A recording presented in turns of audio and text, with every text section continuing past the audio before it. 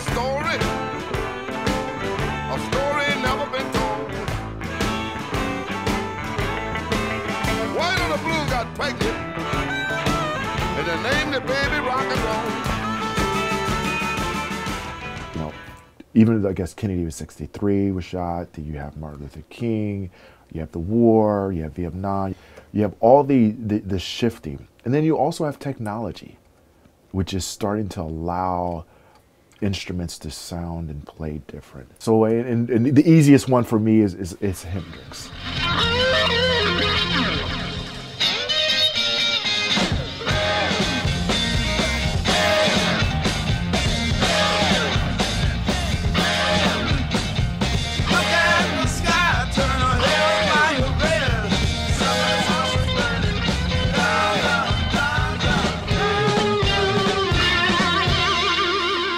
He also starts to play with this psychedelic.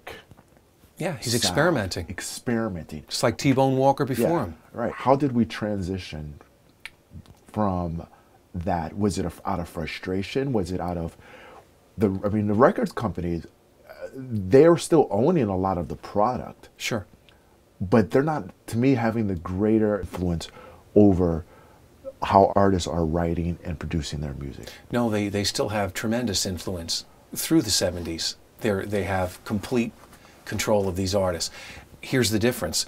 The legends that we remember, Jimi Hendrix, there are artists that come in and the record companies just say, my role has been relegated to turning this microphone on and letting this person do what they do because, right. you know. Right. And Jimi Hendrix was one of those guys. Yeah, absolutely. Okay. Now, you can look at Elvis and all the labels saying, let us sign our Elvises. Right. And you get the Fabians and all that right. crap.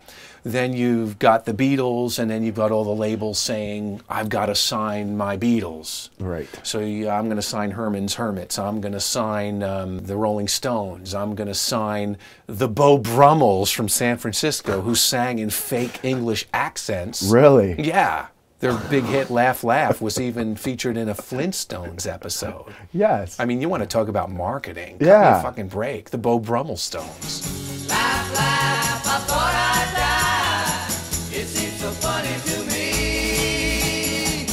Laugh, laugh, you met a guy who taught you how it feels to be. You can look at the product, but they're not going to like see a Jimi Hendrix and say, oh, I got to go out and get my Jimi Hendrix, because you can't get a Jimi Hendrix for each label. No. You know, I'm not sure you could even try. But you can listen to what the Beatles are doing and saying, okay, let me go out and get something like that. But you can't repeat John Lennon. You can't go out and find another John Lennon. Yeah, well, they weren't looking for another John Lennon. What they were looking for is another band that sounded something like that. Dave Clark 5. Dave Clark 5 was more popular than the Beatles way back in like 65. It was who was going to be more popular? Who's going to rule the day? Is it going to be the Beatles or is it going to be the Dave Clark 5?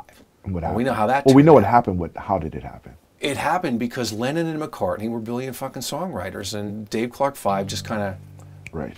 kept doing what they were doing. Here they come again. Catch us if you can.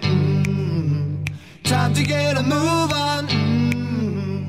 We will yell with all of our might. Catch us if you can. Catch us if you can. Catch us if you can.